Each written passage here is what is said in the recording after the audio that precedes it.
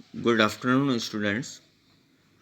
आज हम बात करेंगे बीकॉम फर्स्ट ईयर के ग्रुप फर्स्ट का पेपर नंबर फर्स्ट वित्तीय लेखांकन फाइनेंशियल अकाउंटिंग के बारे में।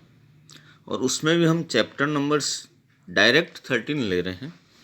उसके पीछे रीज़न ये है कि ये 12th के अंदर हमने कर रखा है पार्टनरशिप, उसके आगे का ये अब स्टेप्स हैं सारे, तो इसलिए इजीली आपको समझ में आ जाए इसलिए पार्टनरशिप ले रहे हैं। आपको पता ही है कि पार्टनरशिप या साझेदारी दो या दो से अधिक व्यक्तियों के मध्य में होने वाले अनुबंध है जो लाभ बांटने के लिए, लाभ कमाने के लिए सहमत होते हैं। इसको पढ़ लेते हैं प्रॉपर लैंग्वेज में। साझेदारी व्यापारिक संगठन का एक महत्वपूर्ण स्वरूप है। ये लाभ की दृष्टि से व्यापार करने के लिए व्यक्तियों के मध्य पाए जाने वाला संबंध है। भारतीय साझेदारी अधिनियम 1932 की धारा के अनुसार साझेदारी उन व्यक्तियों के बीच का संबंध है जो एक ऐसे व्यापार के लाभ को परस्पर बांटने के लिए सहमत होते हैं जिनका संचालन उन सब के द्वारा या उन सभी की ओर से किसी एक के द्वारा किया जाता है। ये इम्पोर्टेंट लाइन है।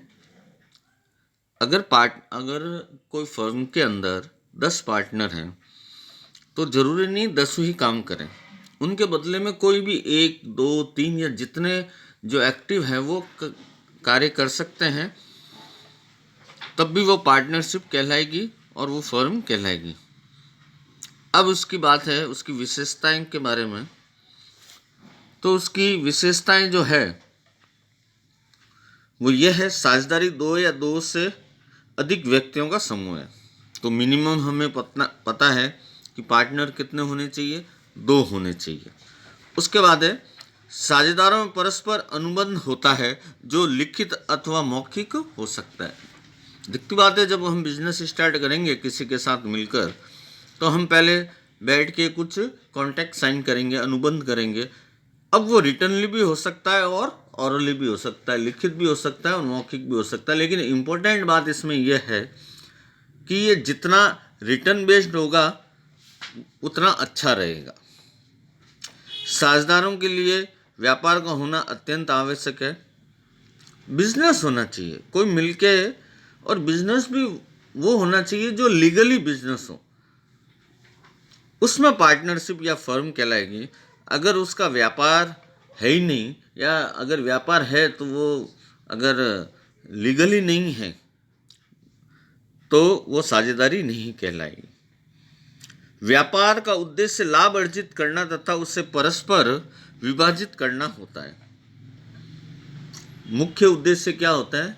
लाभ उद्देश्य। आपको पता होगा कि 2 ऑब्जेक्ट्स होते हैं, profit based and service based. तो अपना जो पार्टनरशिप है वो जो फर्म है उसका उद्देश्य प्रॉफिट कमाना होना चाहिए।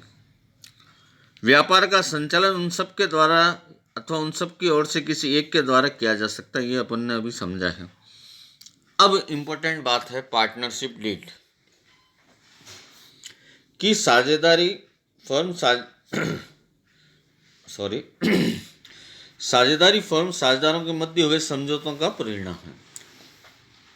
अब मैं आपको इसको ऐसे ही बता देता हूँ कि पार्टनरशिप डीड जो बनती है वही पार्टनर संलेख, जिसे हम अनुबंध कहते हैं, वही डीड है कि जिसके अंदर हम आपस में मिलकर कुछ लिखित या मौखिक समझौता करते हैं। अब वो कुछ भी हो सकता है जो लीगली हो।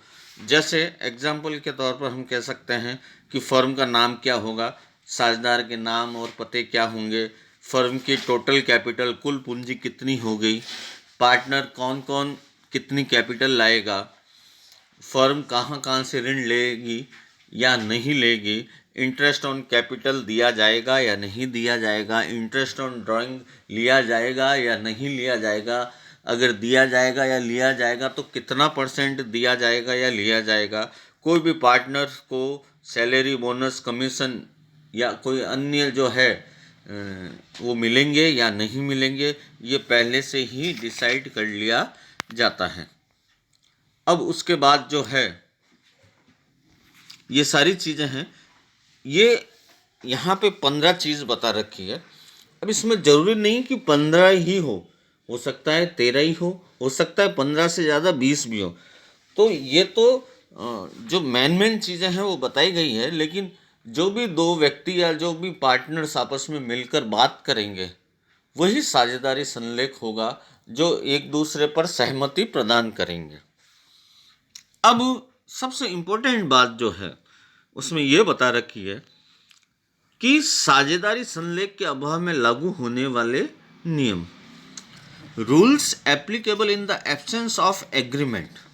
अगर एग्रीमेंट हो नहीं रखा है, कोई भी कॉन्ट्रैक्ट अनुबंध नहीं हो रखा है, तो ऑटोमेटिकली कुछ रूल्स हैं वो फॉलो हो जाएंगे। जैसे प्रत्येक साझेदार की फर्म की पुस्तकों तक पहुंचने का, उनका निरीक्षण करने और उनकी प्रतिलिपि लेने का अधिकार होगा। दूसरा, व्यापार के संचालन में भाग लेने के लिए किसी प्रकार का पारिश्रमिक अथवा वेतन नहीं दिया जाएगा। इंपॉर्टेंट बात आ गई। अगर सैलरी और कमीशन, बोनस या कुछ भी ऐसा जो पार्टनर्स लेते हैं तो वो उनको नहीं दी जाएगी। फर्म के लाभ हानि का विभाजन बराबर किया जाएगा। ये सबसे इम्पोर्टेंट है कि अगर ये डिसाइड नहीं हुआ है कि प्रॉफिट को किस रेशियो में बांटेंगे, तो इक्वल रेशियो होगा। यदि किसी साझेदार को पूंजी पर ब्याज प्राप्त करने का अधिकार दिया गया है तो ब्याज केवल फर्म के लाभ में से ही दिया जाएगा। Very good. Interest on capital जो है प्रॉफिट होने पर ही दिया जाएगा, नहीं तो नहीं दिया जाएगा। साझेदारी द्वारा फर्म को दिए गए ऋण 6% वार्षिक दर से ब्याज दिया जाएगा। अगर कोई फर्म पार्टनर से अगर लोन ले रही है तो उस पर 6% दिया जाएगा। ये कौन से?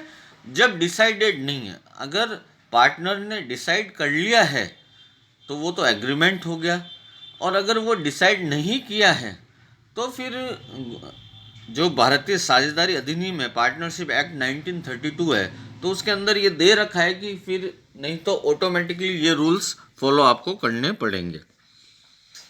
साझेदारों के आहरणों पर ब्याज नहीं लगेगा। ये काफ़ी चीज़ें हैं इसमें, जो इम्पोर्टेंट है वो मैंने बता दी है आपको। आप एक बार ये रीड कर लेना। Thank you.